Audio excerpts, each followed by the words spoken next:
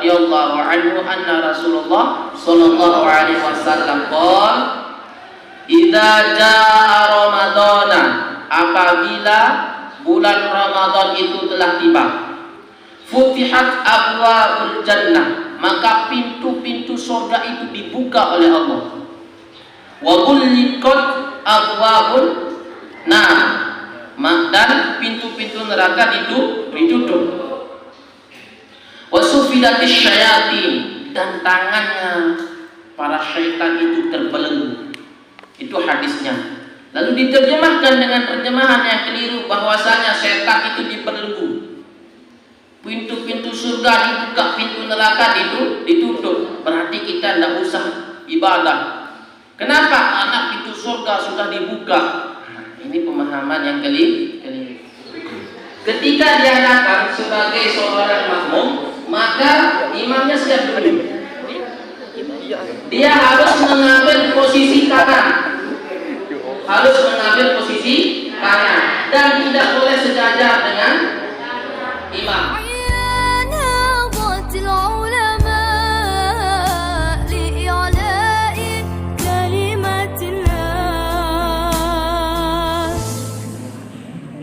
Assalamualaikum warahmatullahi wabarakatuh. Waalaikumsalam warahmatullahi wabarakatuh. Bismillahirrahmanirrahim. Alhamdulillahirabbil alamin, wassalatu wassalamu ala asyrafil anbiya'i wal mursalin sayyidina wa maulana Muhammadin sallallahu alaihi wasallam Abil Qasimil Amin wa ala alihi wa sahbihi ajma'in. Rabbi syrah li sadri wa yassir li amri wahlul 'uqdatam min lisani yafqahu qawli wasaddid lisani wahdi qalbi bi rahmatika ya arhamar rahimin, wa ba'd. Qala al-musannif rahimahullahu ta'ala wa nafa'ana Allahu bihi wa bi 'ulumihi fid dharain amin. Ila an qala faslun syurutul qudwati ahada asyara. Faslun, fasal yang membahas tentang syurutu, syarat-syarat al-qudwati, makmum mengikuti imam. Ahada asyara, ada 11 perkara. Jadi bahasa singkatnya, syarat-syarat seseorang itu menjadi makmum, atau aturan seseorang itu menjadi makmum. Ini ada 11 perkara. Mana yang 11 perkara itu? Alla ya'lama butlana salati imamihi bihadatsin ghairih. Hadap sana sebentar.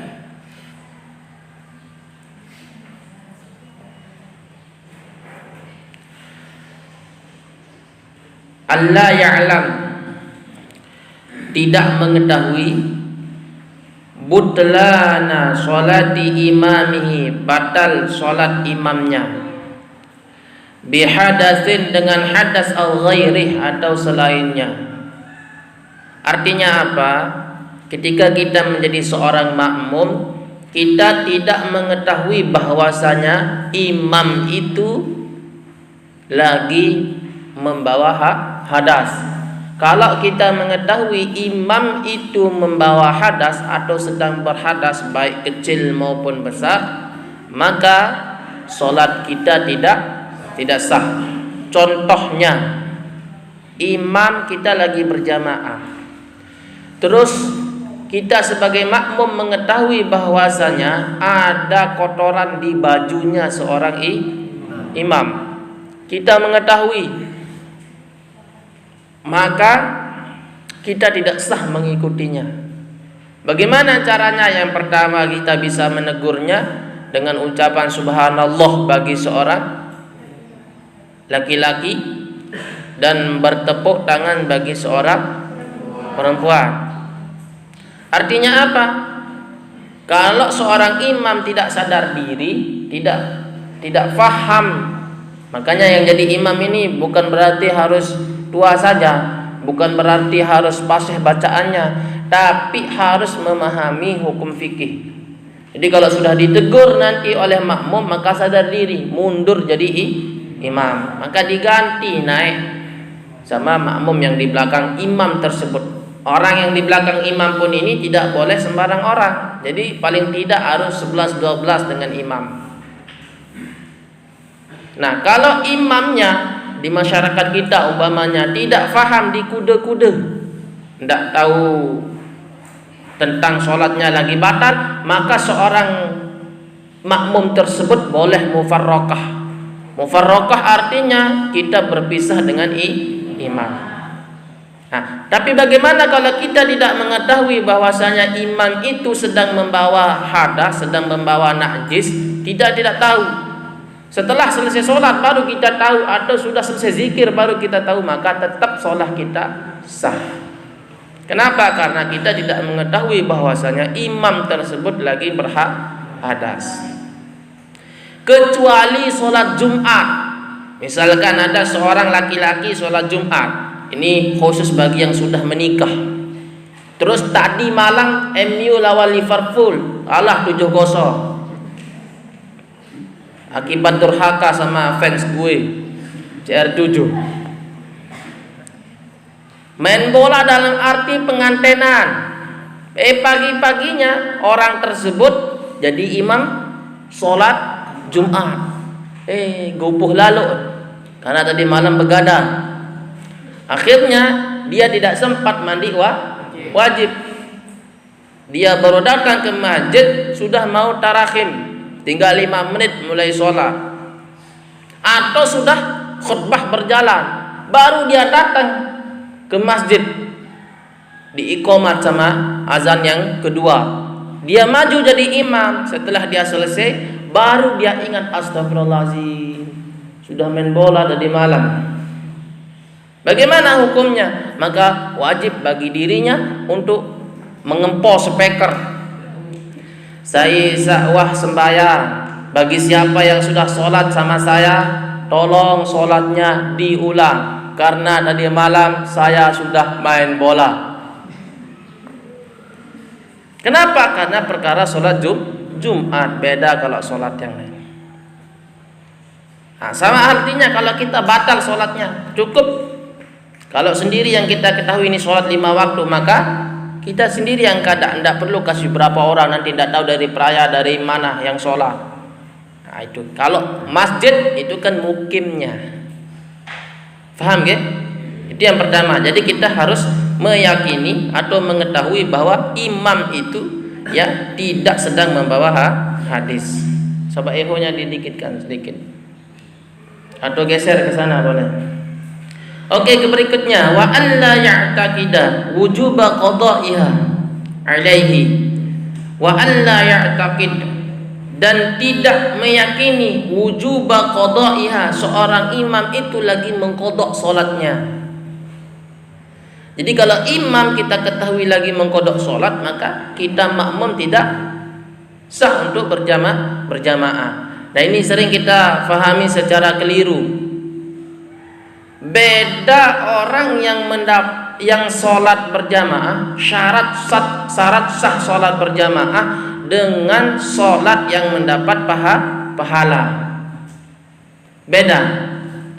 Kalau kita sholat umpamanya lagi berjamaah, bila mana jamaah kita sesuai dengan tuntunan ini, maka sah sholat jamaah kita, tapi belum tentu mendapat pahala. Contohnya yang mana? Misalkan kalau kita terburu-buru mengikuti imam, maka sholat kita itu bisa dipastikan tidak mendapat pahala.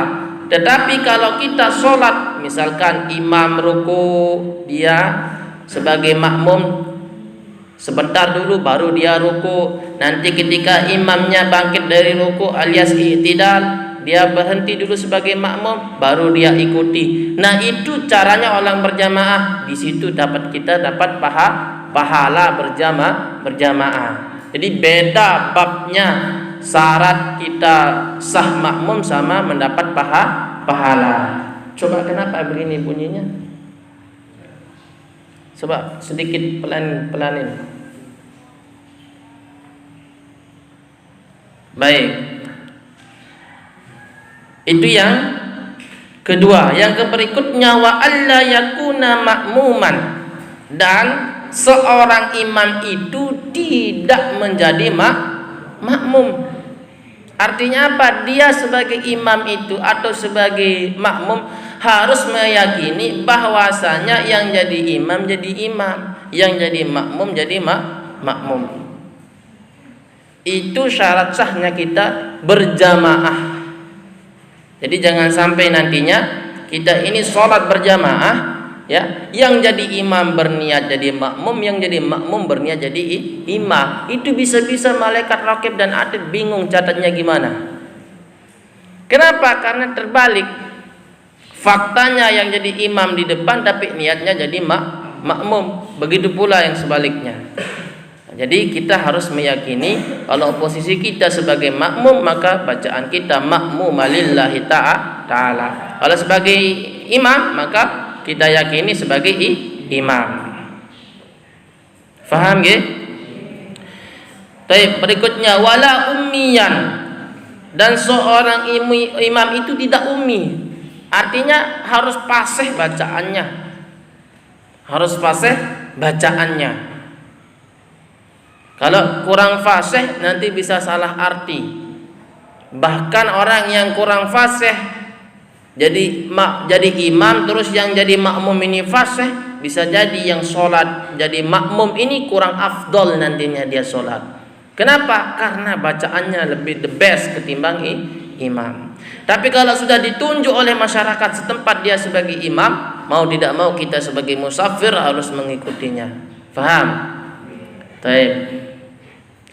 Keberikutnya wa alla yataqaddama alaihi al-mauqif, dan tidak seorang makmum itu berdiri sejajar dengan mauqif, dengan imam. Jadi seorang makmum itu ya harus di belakang imam. Kalau sejajar itu kurang afdol. Bahkan sholat jamaahnya tidak dihitung sah. Jadi harus belakangan sedikit. Ya, insyaallah besok ini kita mau memasuki bulan puasa. Balighna Ramadan ya Allah. Amin Kak Bila. Sampaikanlah, pertemukanlah kami dengan bulan Ramadan. Insyaallah nanti malam-malam nisfu Sya'ban kita mohon di sana. Nggih. Jadi nanti malam-malam nisfu Sya'ban, niat yang pertamanya kita disunahkan baca Yasin 3 kali. Yang pertama semoga Allah panjangkan umur kita untuk bekal ibadah kepada Allah. Yang kedua diluaskan rezeki kita untuk bekal kepada Allah, ibadah kepada Allah. Yang ketiga yakni semoga kita mati dalam keadaan husnul khotimah. Itu niatnya baca Yasin 3 kali setelah selesai sholat maghrib. Itu biasanya kita diajarkan sama guru-guru kita. Nah ketika taraweh pula kita di sana dianjurkan untuk berjamaah. Kenapa? Karena memang walaupun perkara sunnah, karena kita dianjurkan untuk berjamaah, maka kita harus berjamaah. Bagaimana kalau sendiri karena sibuk dan lain hal sebagainya? Tidak apa-apa, tapi afdalnya seorang sholat tarawih itu adalah dengan berjamaah. Terus muncul pertanyaan, bagaimana hukumnya? Pernah saya dengarkan hadis yang mengatakan bahwasanya kalau sudah masuki bulan puasa, maka para syaitan itu terbelenggu tangannya, diikat tangannya, sehingga kita itu bebas untuk berpesta pora. Terus ketika dia sudah merasa bebas, artinya setannya sudah dibelenggu. Jadi saya mau lalu berderus pergi ke tiap mushola masjid untuk ikuti tadarusan. Pulang jam 3 tidak merasa takut. Kenapa? Meyakini setan sudah dibelenggu. Ada orang yang lemah imamnya. Loh bagaimana? Padahal ini setan sudah dibelenggu, tetapi masih saja menggodaku. Berarti Nabi itu bohong jadinya. Innalillah. Kenapa? Karena pemahamannya keliru. Jadi ada hadis yang mengatakan an Abi Hurairah radhiyallahu anhu anna Rasulullah sallallahu alaihi wasallam qol idza jaa ramadana, apabila bulan Ramadan itu telah tiba. Futihat abwabul jannah, maka pintu-pintu surga itu dibuka oleh Allah. Wa ghulliqat abwabun nar, dan pintu-pintu neraka ditutup. Wa sufidatis syayatin, dan tangannya para syaitan itu terbelenggu. Itu hadisnya. Lalu diterjemahkan dengan terjemahan yang keliru bahwasanya setan itu dibelenggu. Pintu-pintu surga dibuka, pintu neraka ditutup. Berarti kita tidak usah ibadah. Kenapa? Karena pintu surga sudah dibuka. Nah, ini pemahaman yang keliru. Artinya apa? Allah Subhanahu wa taala membukakan pintu di bulan surga itu kenapa? Bagi hamba yang rajin ibadah. Kalau seorang hamba itu rajin ibadah, maka insya Allah ya pintu surga akan dibukakan baginya. Pilih mana saja yang engkau mau. Kalau Allah sudah membukakan pintu surga, maka jelas pintu neraka itu tertutup baginya yang rajin ibadah. Lalu bagaimana makna setan yang terbelenggu, yang diikat? Artinya apa? Kalau kita sudah ibadah dengan rajin, ibadah dengan kuat, pintu surga dibuka, pintu neraka ditutup, dan syaitan tidak ada kesempatan untuk menggoda kita. Itulah maksud daripada hadis yang disampaikan oleh Nabi Muhammad SAW. Jadi jangan salah kaprah nanti sebagai calon-calon dai ini, ya, menyampaikan syaitan sudah terbelenggu, pestalah kita. Bukan seperti itu maksudnya. Ya. Jadi ini harus kita pahami secara bersama supaya masyarakat nanti bisa mengetahuinya, terutama yang masih awam. Jadi itulah fungsinya kalian untuk ilmu. Nah, kita nanti sholat tarawih. Dalam sholat tarawih itu mungkin ada kalanya di antara kita itu ya yang menjadi masbuk. Masbuk itu artinya telat. Atau paling tidak dia itu ketika sudah sama-sama takbiratul dengan imam, sama-sama berdiri dengan imam, sama-sama berdiri dengan imam, tapi lantaran dia itu ngelamun, akhirnya pertengahan sholat dolin, amin, di situ dia angkat tangan. Dikatakan masbuk apa tidak? Nah, dikatakan masbuk atau tidak? Masbuk namanya itu. Masbuk. Tapi ada beberapa masbuk. Kalau dia datang orang sudah mau ruku, maka langsung dia ikut ruku. Jadi orang yang sholat berjamaah itu beriringan mana takbirnya imam dengan takbirnya makmum, beriringan. Jangan ditunggu. Nih biasanya kita masih kecil dulu ya. Sebelum kita mulai sholat sama teman-teman kita, imam sudah takbir. Kita apa kerjaan di belakang? Smackdown sama teman-teman. Pernah melakukan itu? Kalau pernah, bahagia masa kecil kita. Nah, ini ajaran yang sesat ini. Nah, itu artinya masih kecil. Nah, ketika nanti seorang makmum itu telat datang, maka tidak boleh kita umpamanya atau lagi berjamaah dengan seorang imam, tidak boleh kita sejajar tempatnya sebagai makmum. Kenapa? Karena nanti sholat kita syah tapi syarat jamaah kita tidak sah, dan bahkan kita tidak akan dapat pahala. Artinya bagaimana? Coba ini direkam Martoni nanti supaya tidak ada kira jamaahnya. Coba yang siap jadi imam satu saja. Siap jadi imam satu. Musahil. Namanya musahil, orang yang sholat. Bangun musahil. Baik, boleh hadap sana musahil. Yang jadi makmum satu. Yang jadi makmum satu. Siapa? Dia jadi imam, nanti ada datang orang satu sebagai makmum. Baik, Isma Halil Hamzah. Segera.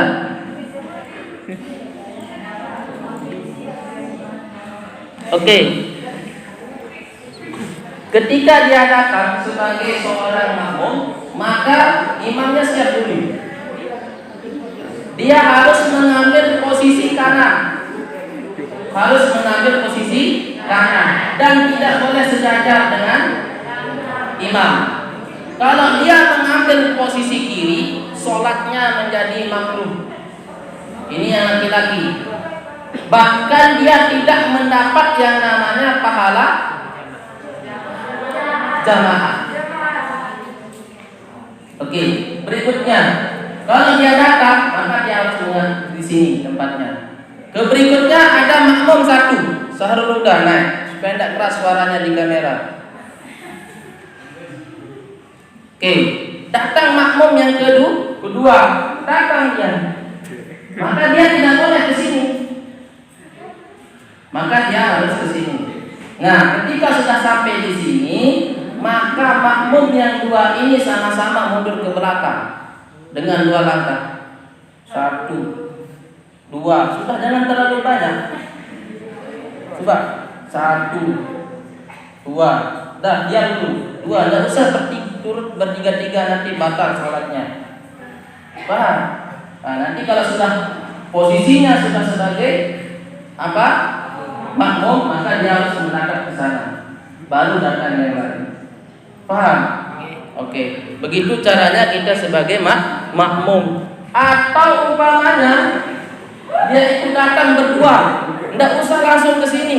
Langsung dia berdiam diri di belakang kalau dia 2 yang datang. Paham ya? Oke, terima kasih, silakan duduk. Ya, sekali lagi, jadi imam itu harus paham ilmu fikih. Oke?